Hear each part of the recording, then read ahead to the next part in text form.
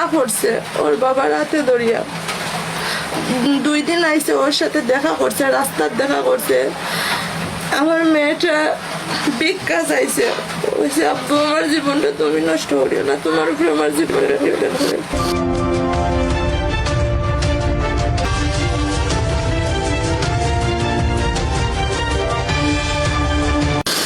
আর কেউ নাই, তার আল্লাহ আছে।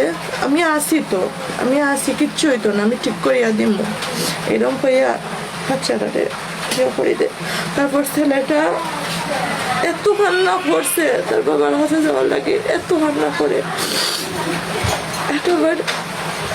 এখন কিছু দেওয়ারও কথা হয় না, নেওয়ারও কথা হয় না, আসারও কথা হয় না। মানে সরাসরি ক্ষত হয়েছে নি তার বাবার লগে? সরাসরি কোন জায়গায় ক্ষত হয়েছে? ক্ষত হয়েছে ওই যে খাবার বাড়ি আছে টিবেলি, ওখানে আমার ভিডিও করা আছে আমার মোবাইলও, ওখানে আমি লইয়া গেছি। খুব রিকোয়েস্ট করছে মেয়ে ছেলে, আমি পর্যন্ত ধরি আল্লাহর কাছে ভিক্ষা চাইছি যে দেখো আমি খেউরে কিচ্ছু কইতাম না, তুমি যা যা করতো আমি খেউরে কিচ্ছু কইতাম না, অন্তত পক্ষে তুমি আমার একটা আশ্রয় দেবো। এই অবস্থায় তুমি আমার রাস্তা ছাড়িও না, আমি এতে মেসির আমি কই যাইবো এই বাচ্চার উদ্ধারে লইয়া, কিন্তু একটু আশ্রয় আমার দিচ্ছে না। খুব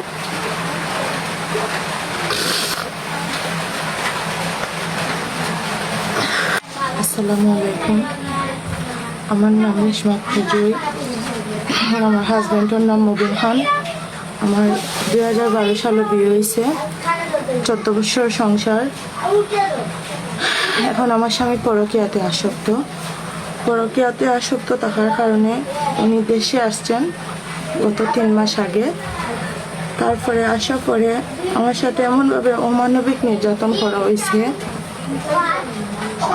খুব খারাপভাবে আমার সাথে নির্যাতন করা হয়েছে।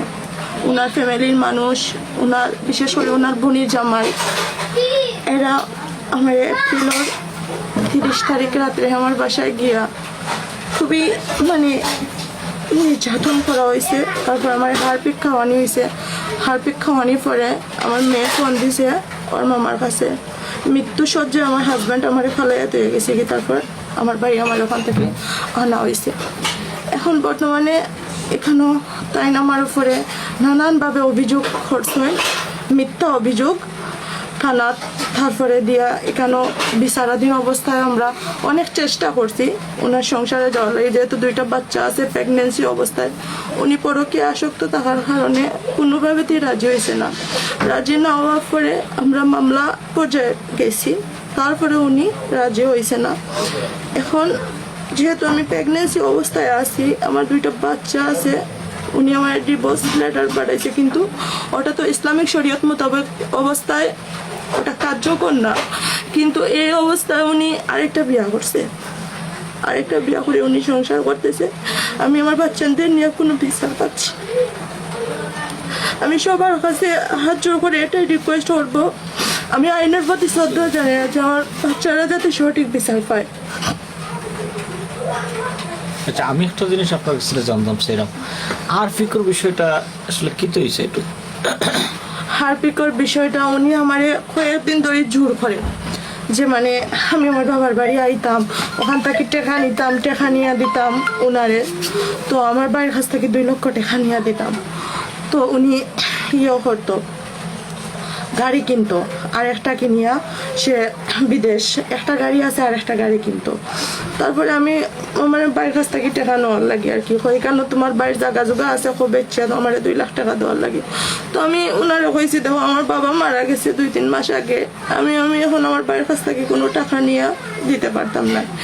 এই বিষয়টা থেকে ইস্যু ধরিয়া তাই আমার সন্ধ্যাবেলা মারছেন, মারিয়া তান বনির বাড়ি গেছেন, গিয়া তানোর বনি জামাইটা লই আইসেন রাত্রে। আমার পরে আমার মাঝে কথা কাটাকাটি হয়েছে। তারপরে তাই জুড়ে আমার বাথরুমও নিয়াটাও আমার ঢুকাই, মরতে পারস না হয়ে আমার মুখ হারপিক দিয়ে লাগছে দিয়া তারা বাড়িয়া গেছেন গিয়া বাড়িতে হয়নি। তখন পয়সার প্রয়োজন, এখানে একটা মেন উচিল না, কারণ এখানে তো আমার 2টা বাচ্চা আছে। আমার তাই কোনো অবস্থায় যে মানে আমার বিদায় করতে পারবে না। এখানে তাই পরকীয়া আসক্ত থাকার কারণে এগুলা মানে ওনার একটা অজুহাত। যে তুমি টাকা নিয়ে দাও আমি গাড়ি কিনতাম, মানে এগুলো পরিবার অশান্তি সৃষ্টি করার একটা কারণ। হ্যাঁ, ওখানে উনি প্রথমে কফিলর করে আসলো, তারপরে ওনারে বিভিন্ন এনজয় তাকিয়া উনি আমারে দয়ে টাকা উঠাইছে, তারপরে ওনারে আমি টাকা পাঠাইছি। টাকা পাঠানি পরে উনি গাড়ি কিনছে, গাড়ি কিনে ওখানে একটা মেয়ে আছে, মেয়ের আছে আইডি মাইডি সব আছে, আমি দেখাইমো আপনারা। এখন ওই মেয়েটারে নিয়ে ফিরিবিসা তারা রুম ভাড়া দিয়া থাকতো। আমার সাথে বিভিন্নভাবে ফোনে ঝগড়াঝাটি করতো, মানে আমি যদি কইতাম যে আমার টাকা লাগবো, বাচ্চারা অসুস্থ, বাচ্চারার ফিস বাকি, বিভিন্নভাবে আমার সাথে মানে খারাপ আচরণ করতো। তখন আমার অনেকে ফোন দেওয়া হইতো, তার সাথে যে কলিগরা আছে অনেকে ফোন দেওয়া হইতো, এরম মুবিন ভাই এই মেয়েটারে নিয়ে গাড়ি লইয়া ঘুরে বা তাকে আপনি এটার কোনো পদক্ষেপ নেন, আপনি বাইরের দেশও আনাইন, এরকম।